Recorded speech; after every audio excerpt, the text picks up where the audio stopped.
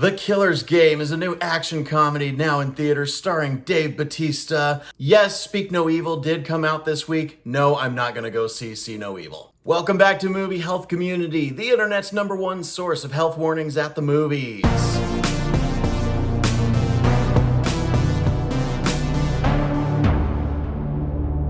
The Killer's Game stars Dave Bautista, Sofia Boutella, Terry Crews, and more famous people.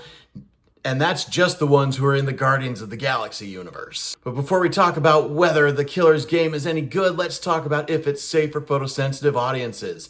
The answer is a shockingly cautious yes, and here's what I mean by that.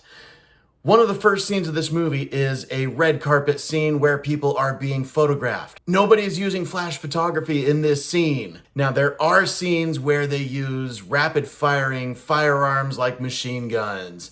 These do strobe. For a movie like this, though, the shocking part is that they're contained to one action sequence. This is an action sequence taking place in a castle, and it involves the second wave of attack taking place in this castle. From the second wave of attack in this castle, there will be rapid firing firearms. There's a ballet scene at the beginning of this movie. About 2 minutes into this ballet scene, there are some strobe effects that last a few minutes. These are strobe lights that enhance the ballet performance. Then in a scene in a karaoke bar, there is a brief flickering neon sign.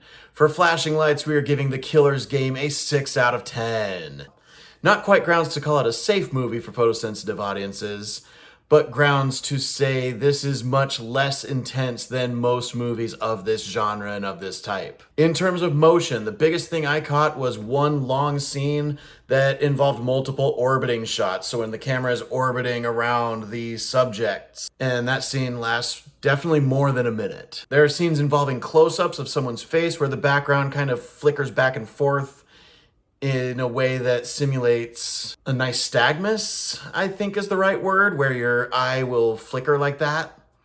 Just scenes that simulate that briefly in a blurry background. One more physical trigger that we don't really talk about a lot is the ringing in the ears sound effect. It is heard repeatedly throughout the first half of the movie. It plays kind of loud. If that will set you off, be very cautious with this movie. The violence in this movie is very bloody and occasionally very gory. Finally, this movie deals with terminal diagnoses and how people react to them. That is a trigger we have been asked to keep an eye out for by some of our readers before. Now, is The Killer's Game any good? I gotta tell you, I had so much fun watching this movie. Easily a far better time than I would have had watching Speak No Evil. Now, this movie was everything I wanted it to be. It was an over-the-top, simple, dumb action movie with a lot of blood, a lot of gore. Okay, not a lot of gore, but definitely some. And a lot of predictable but really clever one-liners. The kinds that you don't see in a lot of action movies anymore, but they were really popular in the 80s and 90s. Pick almost any line Arnold Schwarzenegger says after a kill, lines like that. Speaking of which, there is one scene that could have been made more interesting with its action, taken from a really clever element that's added to Terminator 2.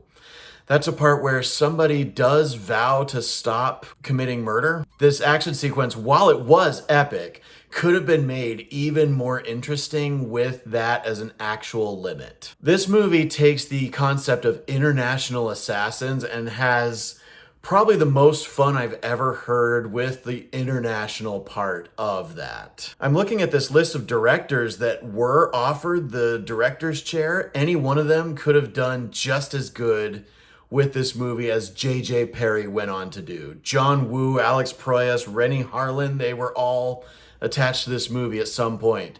If you like movies that those directors have made, you will have a great time with The Killer's Game. If you like The Bourne Identity or the comedic flair added to action movies like Shanghai Noon, then you will enjoy The Killer's Game. I love movies like this, and if not for a bit of a slow start to the movie, I would say that this is right up there with some of the classics of the 80s and 90s. I am going to give The Killer's Game an A-.